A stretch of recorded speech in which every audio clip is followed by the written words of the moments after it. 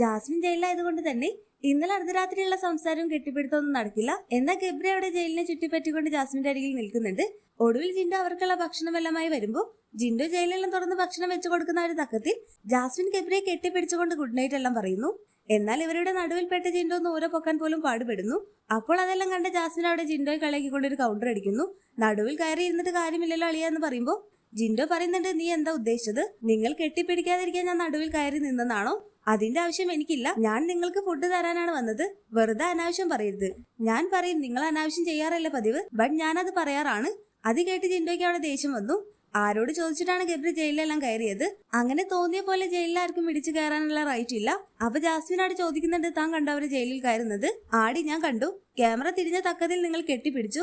അപ്പോൾ ജാസ്മിൻ ജിൻഡോയുടെ ഒരു വാശിക്ക് വേണ്ടിയിട്ട് ഗബ്രിയെ വീണ്ടും ജയിലിൽ നിന്നുകൊണ്ട് കെട്ടിപ്പിടിച്ച് പാട്ടെല്ലാം പാടുന്നു. എന്നാൽ അതെല്ലാം പറയുന്ന ജിൻഡോ എന്ത് പറയണമെന്നറിയാതെ അവിടെ സ്തംഭിച്ചു നിൽക്കുന്നു. ഇനി എന്തെങ്കിലും പറയാൻ പോയാൽ ഇതിനും വലിയത് കാണേണ്ടി വരുമെന്ന് വിചാരിച്ചിട്ടായിരിക്കാം ജിൻഡോ അവിടെ ഒന്നും പറയാതെ പോയത്. അങ്ങനെ അവിടെ ജാസ്മിൻ ചോദിക്കുന്നുണ്ട്, നിങ്ങൾക്ക് ഇന്നത്തേക്കുള്ള കണ്ടന്റ് മതിയോ?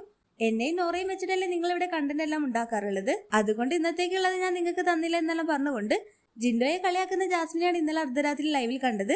ജാസ്മിൻ ജയിലെല്ലാം ആയതുകൊണ്ട് തന്നെ ഗബ്രിക്ക് അവിടെ ഉറക്കം വരുന്നില്ല. ഒടുവിൽ റൂമിലെല്ലാം കിടന്നുകൊണ്ട് ജാസ്മിനെ നോക്കി കിടക്കുന്ന ഗബ്രിയെ കണ്ടിട്ട് കുടുംബാംഗങ്ങളെല്ലാം അവിടെ കളിയാക്കുന്നുണ്ട്. ഹോട്ട്സ്റ്റാർ ലൈവ് അപ്ഡേഷൻ ചാനലിൽ ഉണ്ടാകും.